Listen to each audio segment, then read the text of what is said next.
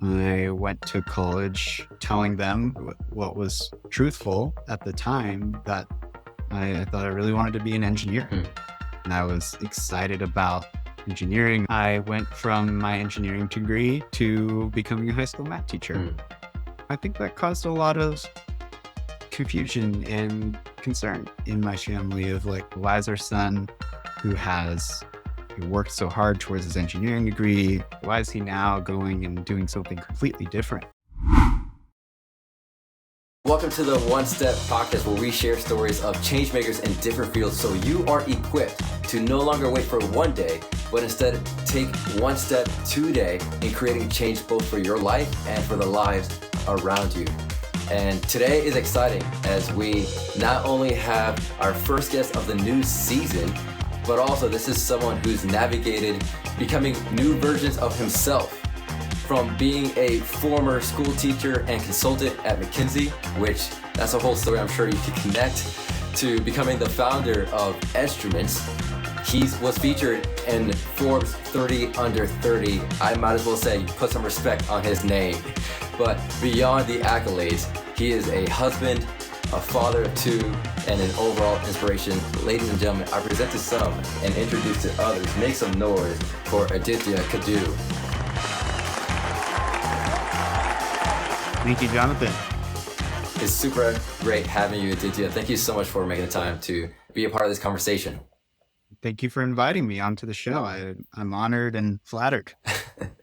Well, Aditya, I'd love to go ahead and start and out by asking you, what is the most helpful context about you in regards to your upbringing that can help us understand you where you are now?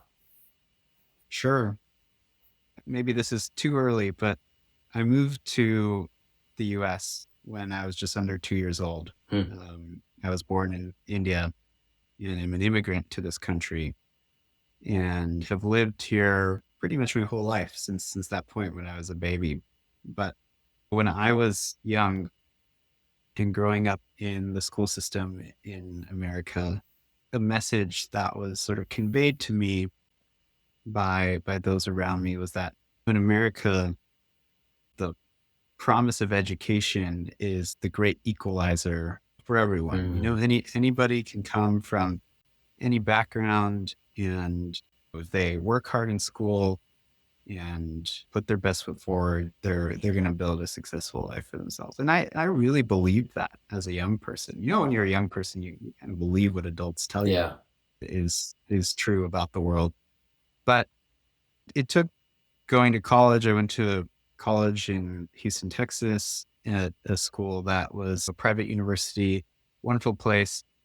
And it took me realizing once I got there that many of my peers at this university came from relatively comfortable, well-off backgrounds. And I'd have to put myself in that category too. My parents were physicians. I certainly didn't grow up wanting for anything or needing anything. But as I looked around and sort of wonder, okay, if America is this place of great opportunity and anybody who works hard in school as a kid can reach great places, like why am I not seeing more economic diversity here in this place?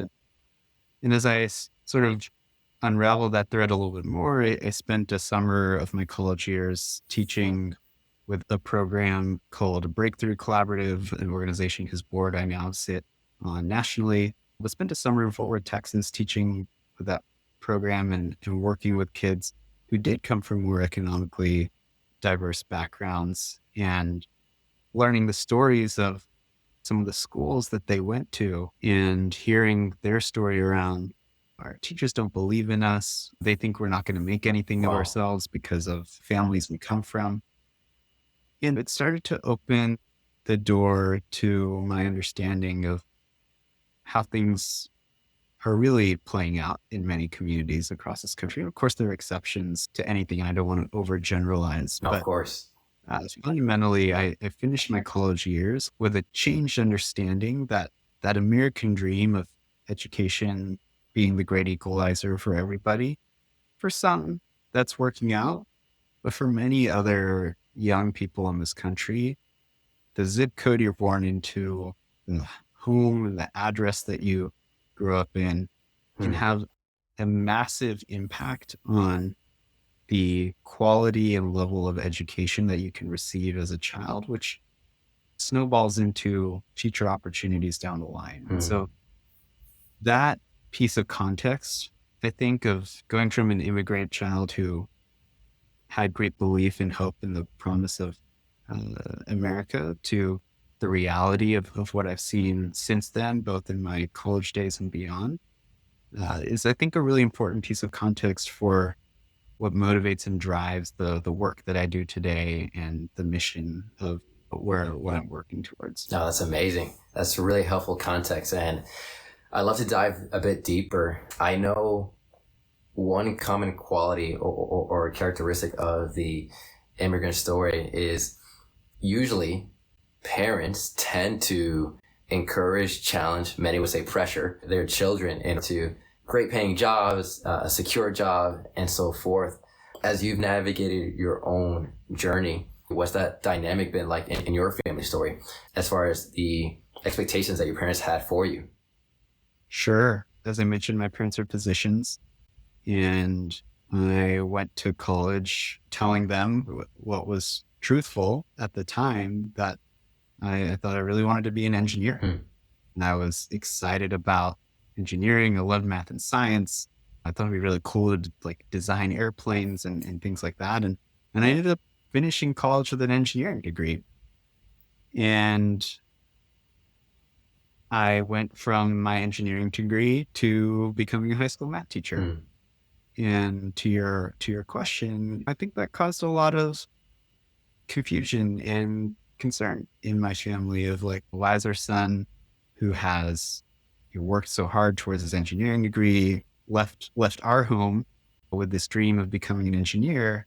Why is he now going and doing something completely different? Yeah. And spoiler alert, first year teachers don't make as much money as engineers. And they also don't, unfortunately, often carry the same degree of professional respect that people put on other careers like engineering or physicians or lawyers or whatever it might be, right? And so I think when you come from a country like India where there's so many people, and really the only way to get ahead and rise to the top is to go into one of these really highly selective, high academic requirement Hmm. careers, then you see your son sort of leave that path and do something like become a teacher.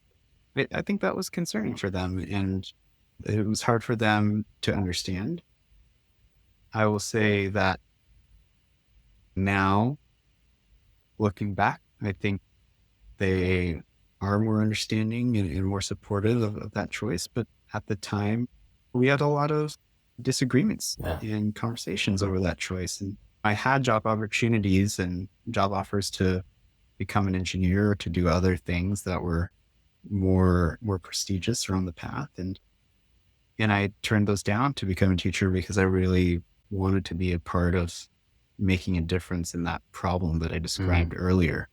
As you're sharing your story, I'm literally watching a movie in my head, and like we definitely have to slow down because it's almost as if there was a quick cut scene from ending college into pivoting and towards becoming a high school math teacher. You mentioned how you've observed being born at a certain zip code or having different circumstances are real major determining factors as far as your outcome or your progress.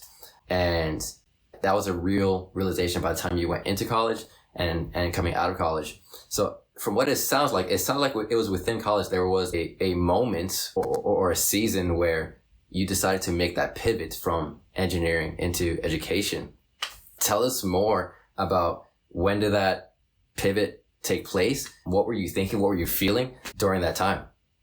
Yeah, it's a great question. So I mentioned that summer that I taught in the summer program for, it was about 6 weeks. I think that was really the beginning of the transformation for me. I thought, honestly, I was going into that summer doing something that would be fulfilling for the time that I was doing it, but it Mm. was just a short stop on the path to me becoming an engineer and doing other things I wanted to do. And I can just say with conviction that that experience working with those students really fundamentally shifted the trajectory of Wow. what I have done with my career since then. Yeah, it's the reason that I became a teacher afterwards. And in my next summer, so this was the summer between my second and third years of college. So I had one more college summer, the one between my third and fourth years of college. And I did something completely different. I didn't teach. I worked in the corporate world, in the consulting world, actually. And I had a reasonably good summer there, got to work with some great people and learn some interesting things, but ultimately left that second college summer feeling like this this kind of work didn't ignite that same Mm. passion for waking up in the morning every day that I had had when I was teaching the summer before. It didn't have the same impact of me wanting to go above and beyond and to give every bit of myself to success. And so I learned through that experience that I'm someone who, and this has been true throughout my career, I'm someone who has to be working towards something that I care deeply about for me Mm. to feel like my work is fulfilling and satisfying. And so when I was in my last year of college and I was thinking through what am I going to do next after I graduate, I applied all over the place. I mean, I was applying to oil and gas companies, to consulting firms, Wow. to banks, to all of these various organizations that came and recruited on campus. And I also applied to the Teach for America program. Mm. And I think I had a hypothesis going into that I really think I want to do the teaching thing, but I thought it was important for myself to really have a real choice, Mm. meaning I don't want to only apply to Teach for America because I think that that's what I want to do.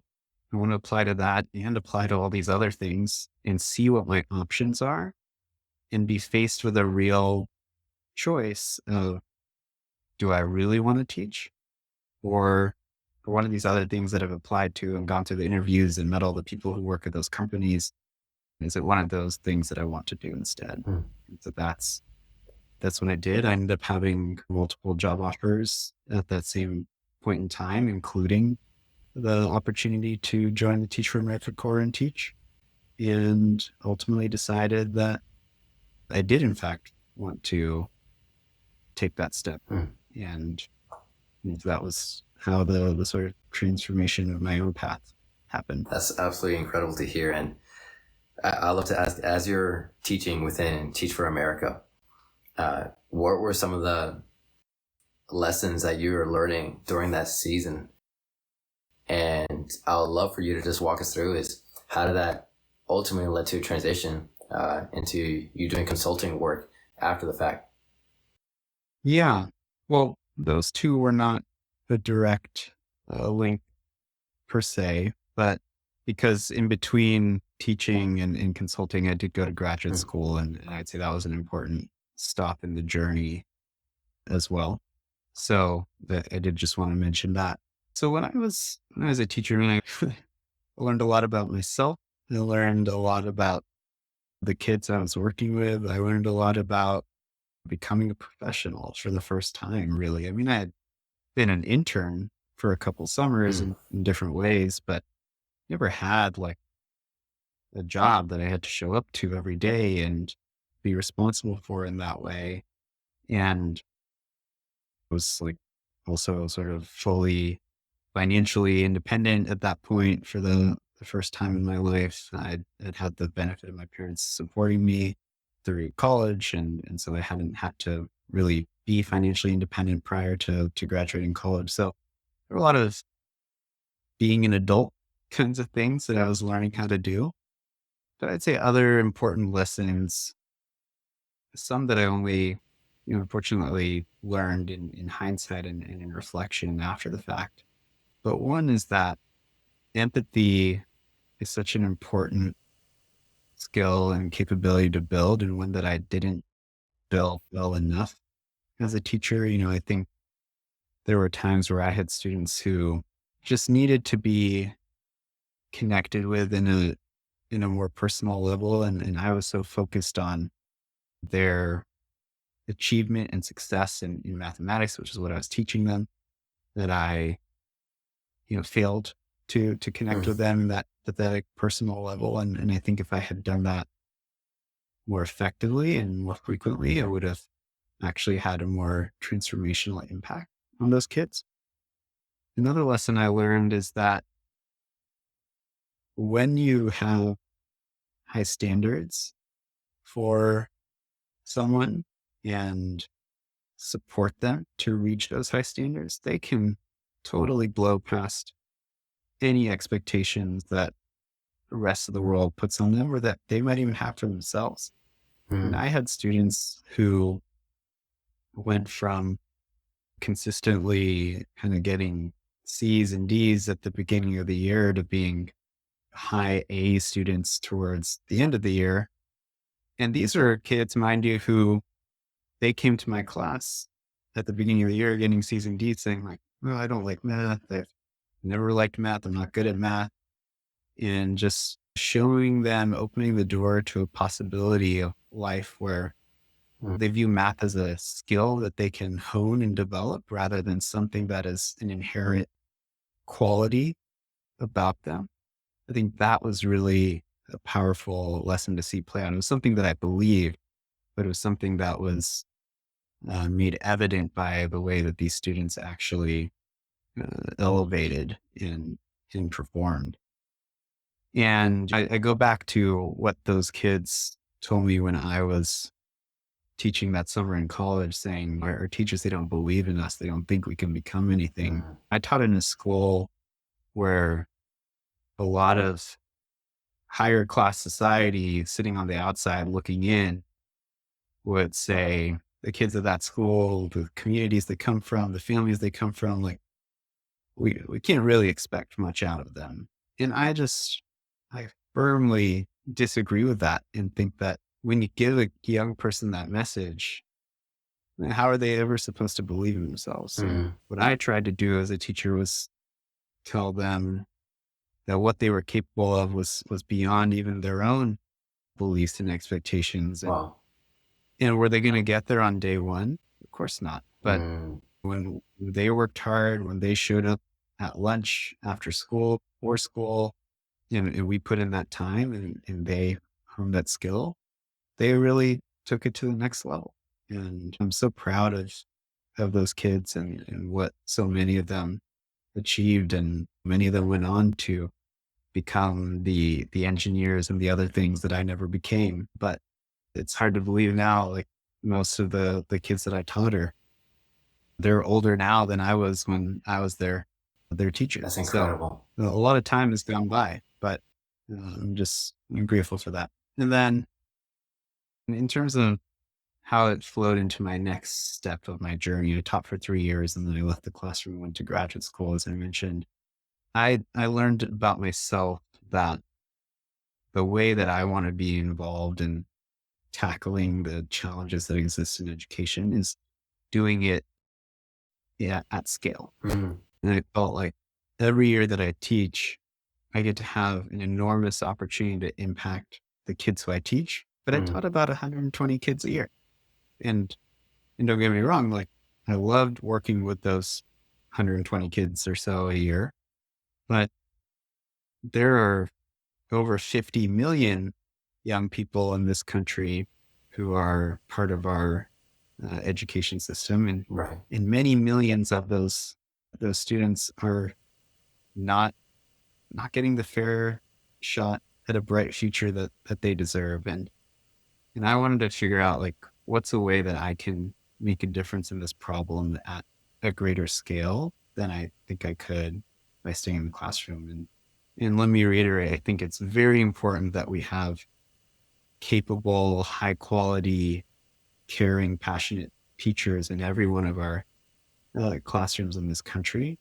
But it just wasn't the right long term place for me to have an impact. And so I set out to graduate school at that point in search of how am I going to have a different kind of impact at scale. That's super incredible. And two things I just wanted to highlight from that is you recognize the lesson looking back at the season.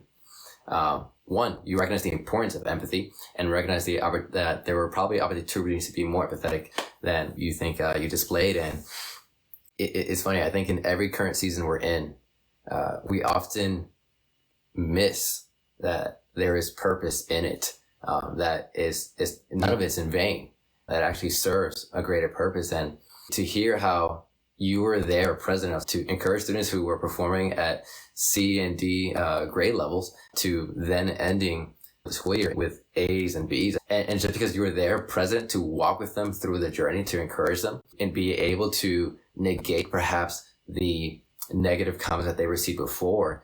And it's absolutely powerful. And it's one thing that's been so common throughout this whole podcast is just the importance of who you're surrounding yourself with. I just love to quickly ask, because I mean, you've seen it time and time again, for students who perhaps are missing that voice in their life to encourage them. What would you have said in order to encourage students to gain that? Yeah, that's a tough situation, right? Like every young person deserves to have many people and at least one person who's a trusted adult in their corner who is cheering for them and painting a picture of what's possible for their lives.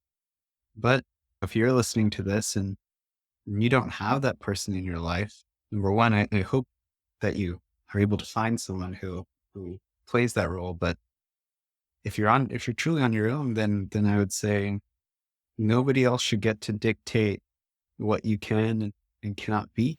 Only you should have the power to dictate that. And I recognize, like, it's easy for me to sit in this chair and say that, there's some real things in life that maybe you're born into a situation where you have to take care of your younger siblings because there's no other adult around to do that, or you have to work 3 jobs just to make ends meet and keep holding everything together. And it's hard to really invest in yourself and your own development the way you want to.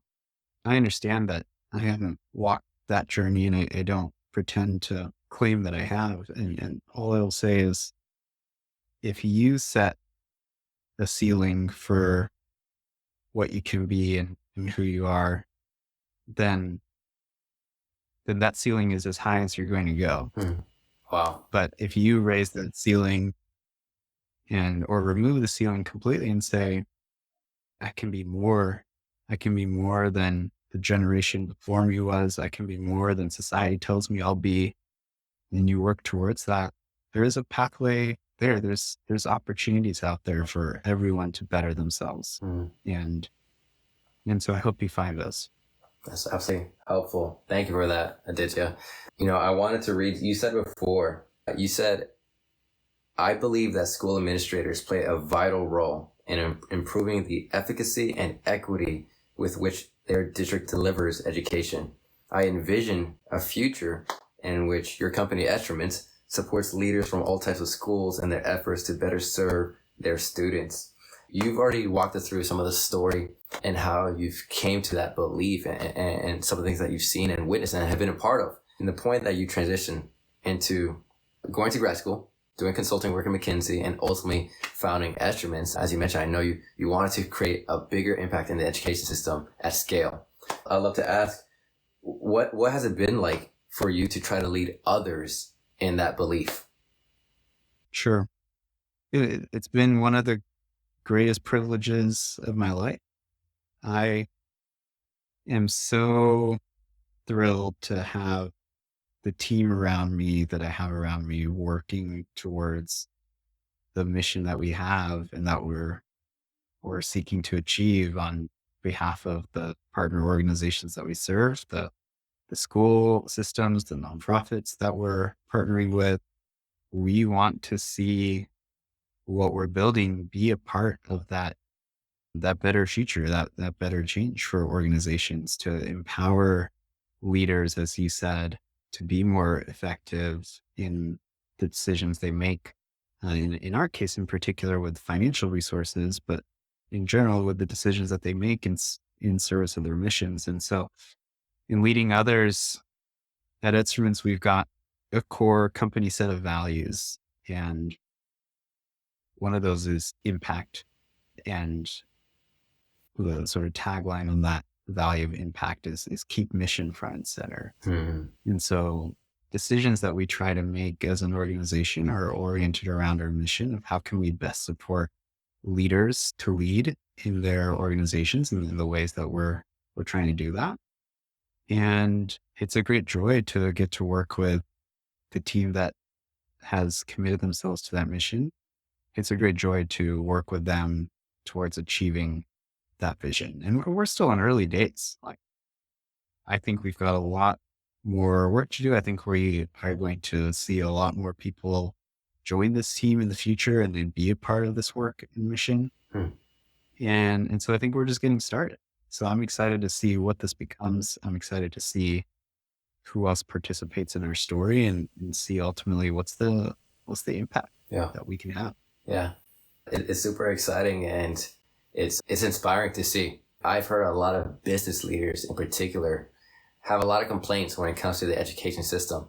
And I think it takes a level of delusion to, so to speak, of bold, ambitious delusion to say, hey, I'm going to step into a space that could be at times perhaps bureaucratic and create a change to help it transform it into what it could be and to have it be its most optimized version. It's been great to see from afar how collaborative you've been in working with others in order to do so.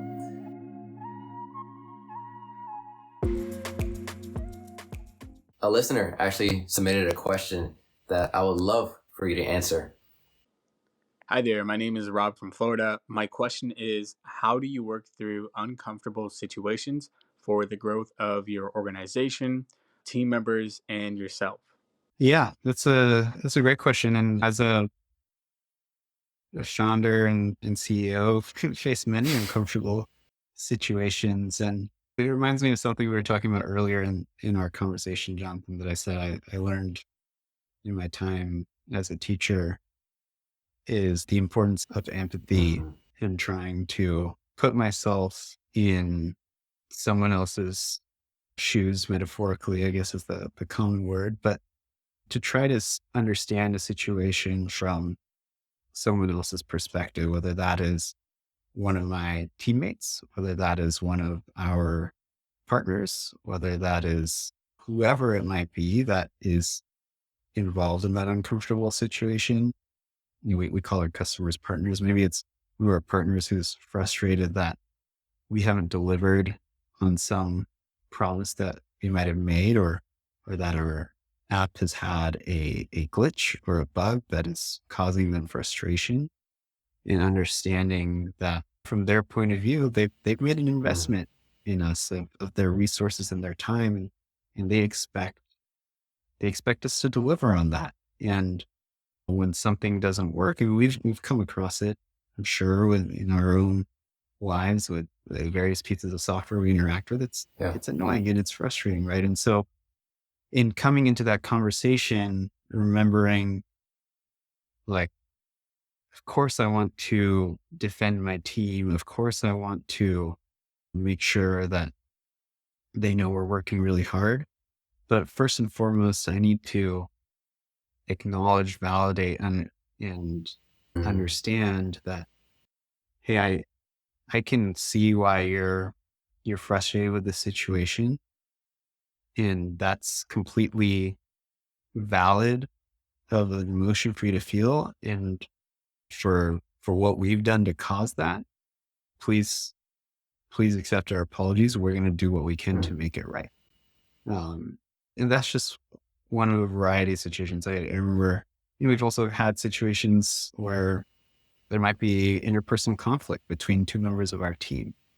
And usually, our team is great about resolving those things between themselves, but there have been occasions where I've had to step in and mediate in a situation. And in those situations, often it's easy for each person to come into that conflict only only focused on what are their concerns, what are the things they're feeling upset about, and and I feel like my role in this situation again is to say, hey, can we create space for both of you to share what you're Mm, feeling, what you're thinking, what you're wanting, and then let's listen to both sides, and then let's move forward with like what are our commitments to each other going to be to get there. And so I think leading through uncomfortable situations always requires a great deal of empathy and placing yourself in someone else's perspective before really trying to push your own. that's really helpful. Thank you for that input. It makes me think of there's a book called Crucial Conversations, and I haven't finished it yet, but I know one of the applications is talking about just reframing. And as you kind of pointed out to, I think in the moments where there are tensions, as you said best, practicing empathy and being able to reframe for someone else and saying, hey, let's be collaborative and working together in order to try to solve this problem. We're not attacking each other. Let's move aside and both look at it through a different lens in order to attack the issue at hand. And so what you said is profoundly helpful, and I really do appreciate it. I'm very curious, Aditya. I know you did a lot of work as far as research prior to founding Instruments, both especially at grad school, and if I recall correctly, also during your time at Teach for America, as far as getting some data and or personal stories and so forth. I'm curious. Back at Teach for America, did you ever envision back then what would you be doing today?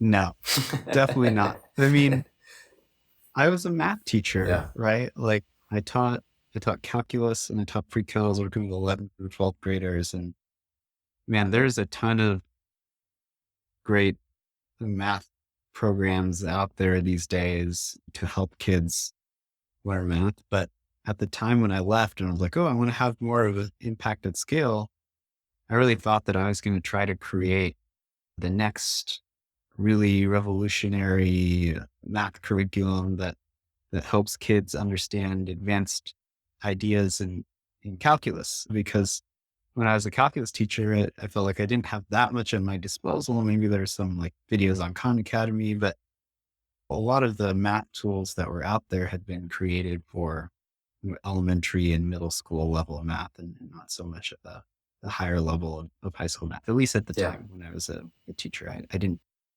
find a lot of great resources I could use. So when I left and was like, I'm going to have this impact at scale, that was sort of more what I envisioned. Mm, I I had never thought about the challenges around financial decision making in schools as a place that would be where I would want to step into the fray of trying to build something different to make things better.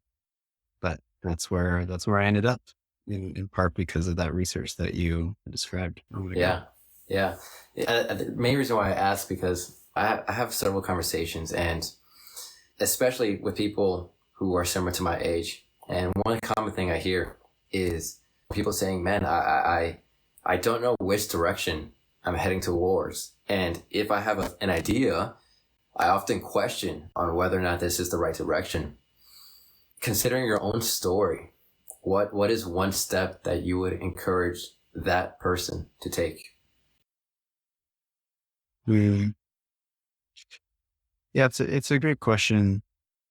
And I think about the whole like theme and name of your podcast here. And nobody's got a crystal ball on the future, right? I know people who they they were Navy pilots and now they work in the corporate America as a leader. And I think if you ask them when they became a Navy pilot, is that what they're going to do eventually one day? Like, probably wouldn't have known that.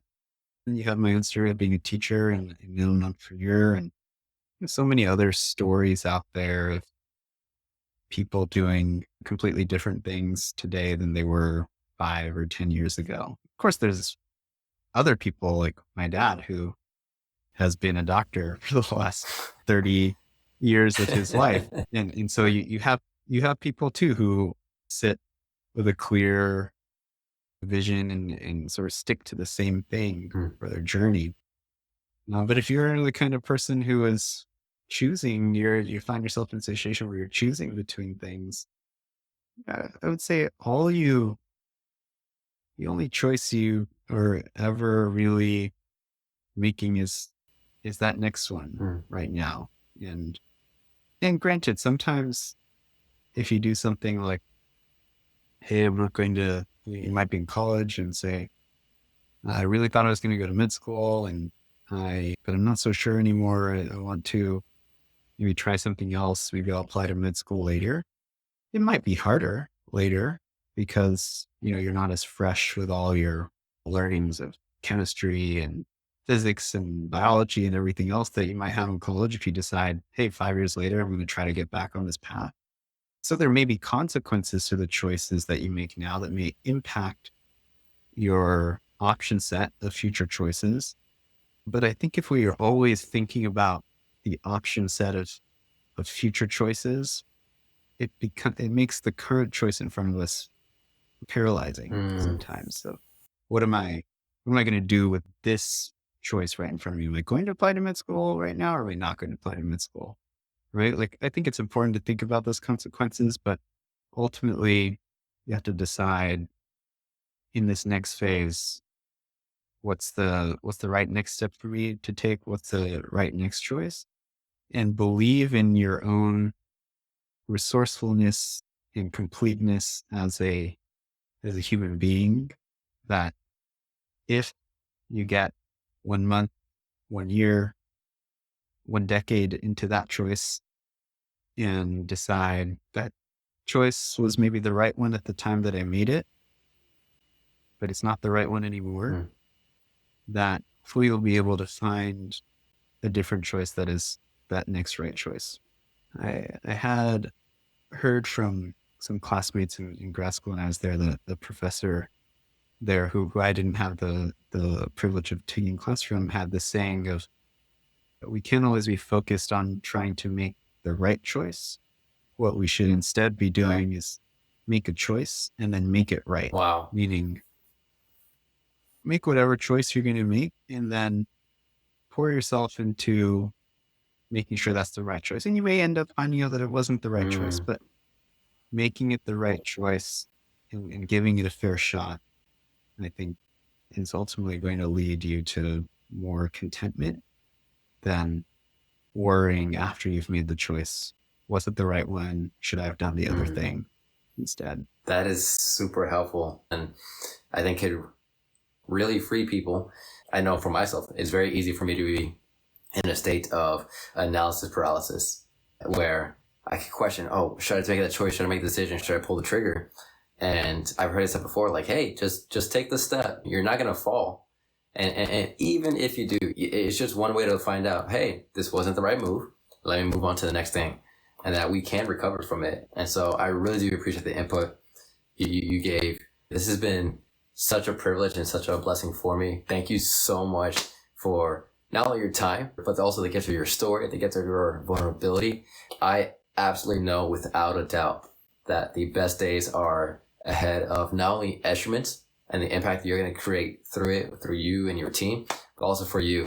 And I just know with all the input that you brought today and your contribution that we're better for it. So I just want to say thank you. And thank you for having me, Jonathan. It's a privilege and an honor. And I hope those of you tuning in and listening to this found at least one useful thing that you're taking away. Oh, without a doubt. That's without question. That is definitely without question. Thank you for tuning into One Step. It would mean so much if you subscribe and leave a review on your favorite platform, as you'll be a part in promoting this show to becoming better and bringing you practical insight. If you'd like to get in touch with me, you can visit onesteppodcast.com, where you'll find helpful links such as following our social media pages and even leaving a voice message to ask questions and give feedback. Who knows, you might get featured on a future episode. Overall, thank you. And remember, change begins and continues with one step.